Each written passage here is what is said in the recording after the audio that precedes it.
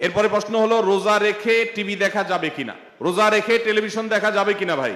এর উত্তর হলো টেলিভিশনে যদি খারাপ কিছু দেখেন, হারাম কিছু দেখেন, নাটক সিনেমা দেখেন যেখানে নারী পুরুষের অবাধ মিশ্রণ আছে, মিউজিক আছে, হারাম জিনিস আছে, উপাদান আছে, তাহলে সেই টেলিভিশনের সেই অনুষ্ঠান সেই দৃশ্য এটা রমজান মাসেও দেখা জায়েজ নাই, রোজা রেখেও দেখা জায়েজ নাই, রোজা ছাড়াও দেখা জায়েজ।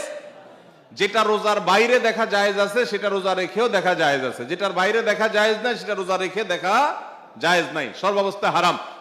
অতএব রমজান মাসে যদি ওইগুলা দেখেন তাহলে গুনাহ একটু বেশি হবে, কারণ ওই যে রমজান মাসে আমল হলো হারাম থেকে বেঁচে থাকা, আর আপনি সেটা বেশি করে করলেন। এই জন্য আমরা চোখের হেফাজত করব। অনেকে আছে রমজান মাসে দিনের বেলা খাবারের রান্না বাড়ার কাজ মহিলাদের নাই, পুরুষদের অনেক ঝামেলা থাকে না, নাস্তার ঝামেলা থাকে না, তো অনেক সময় দেখা যায় আমরা অযথা টেলিভিশনে অনেক নাজায়েজ জিনিসপত্র আজেবাজে বিষয়গুলো